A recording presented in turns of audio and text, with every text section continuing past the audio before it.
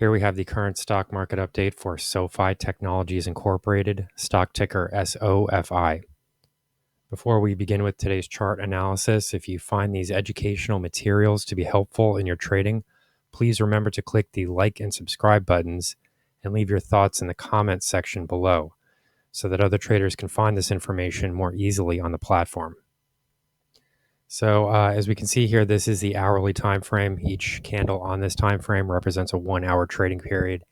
And the stock did manage to close near the highs for the week. So this is a positive price movement here, and we can actually update some of the numbers on this chart. Specifically, this new high comes in at 906, so we can adjust this here. So we have seen a bit of a moderate movement higher here. But most of the videos that I'm seeing on the platform are just very much excited that the stock finally managed to close above $9 per share for the week, which is a positive. I'm not saying it's not a positive. We did close above those prior highs at 852. But obviously this price movement here, even with these substantial gains higher here, have been quite minimal when we look at the longer term perspective. So, when I'm looking at the comments here, there are some very obvious points that seem to be coming up over and over again. I mean, in addition to just the obvious, don't listen to this guy, do the opposite of what this guy says, that tired comment that really is not original at all. There were some other comments about, how people are saying that they've made significant amount of money over the past few weeks or whatever it is. Look, I mean, if we're being very generous about how we're drawing these trend line movements and which specific price movements we're watching, specifically, you can say that this bounce off of $7.60 has been significant in the upward direction, and I wouldn't disagree with that. But what you have to consider is the longer term view here. This did include share price movements that were heading substantially lower by roughly $1 after a 50 basis point interest rate cut was sort of given to the market. And that really was a gift. I mean, that type of thing really isn't supposed to occur before an election. And it did, and it was sizable. The normal interest rate cut is 25 basis points, and this one was 50, so that was substantial. I don't really think that we're going to continue to see many interest rate cuts. I do think that the inflation picture, the rate of inflation is decreasing, but the overall level of inflation has been high for an elevated period of time. Most of these numbers are annualized. So really all that we're comparing these numbers to would be the prior year. But this is very obvious stuff. I mean, inflation was elevated last year.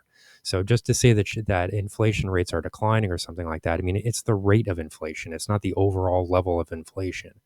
Another factor that keeps coming up is that I'm not talking enough about the underlying fundamentals of this company. There are a couple of reasons for that. One is that I only cover fundamentals in the members only section.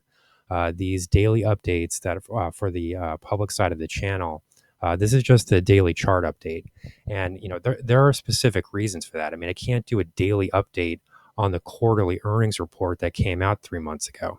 I mean, what am I supposed to do exactly? Do a regular update every day explaining what happened in the prior earnings report? I mean, that doesn't make any sense. You have to wait for the next earnings report to get new information and have something to discuss.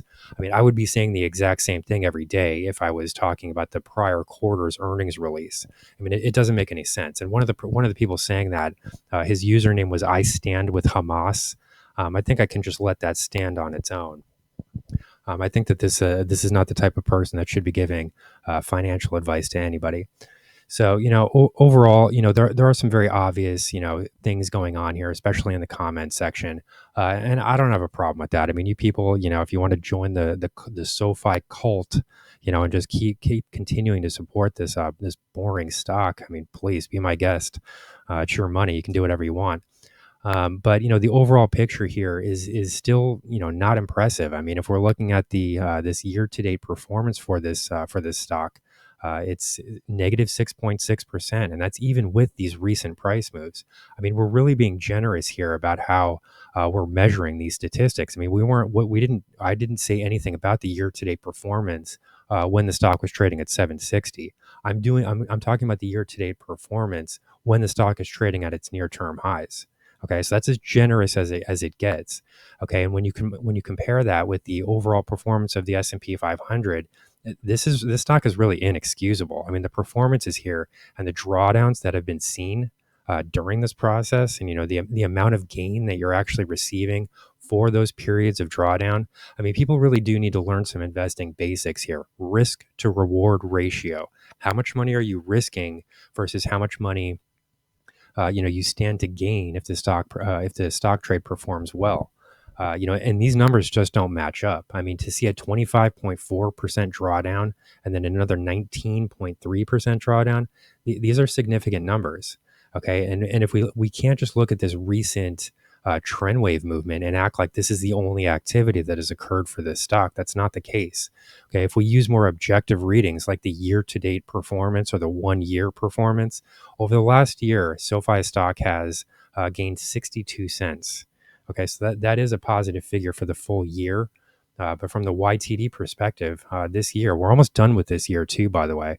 So the stock has had plenty of time to generate some gains. And as we can see here, the S&P 500 has performed very strongly. Over the past year, the S&P is up, I believe it's 33.7%. Okay, and SoFi stock has gained 62 cents over that period of time. So, these are embarrassingly weak numbers. Okay. So you people can continue to drink the Kool-Aid. That's perfectly fine. But that's what gets people into losing positions. Take a look at the most recent community post that was seen on the channel. There was a story from a channel member. His first trade in as a member of the channel, 145% gain in less than 1 month. You people are looking at a 62-cent gain over the past year, and you've seen several instances of severe drawdown. Okay, you could simply put your money in the S&P 500. Everybody loves this comment, just do the opposite of what this guy says. Well, what if you had just put your money in the S&P? Where would you be right now versus, this idiotic, internet trade that you people love so much?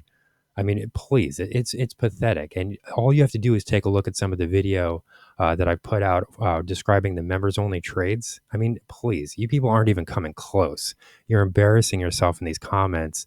And this is a weak performance, even if we measure the stock trade as, in the most attractive possible light. So here's the current stock market update for SoFi Technologies Incorporated, stock ticker SOFI.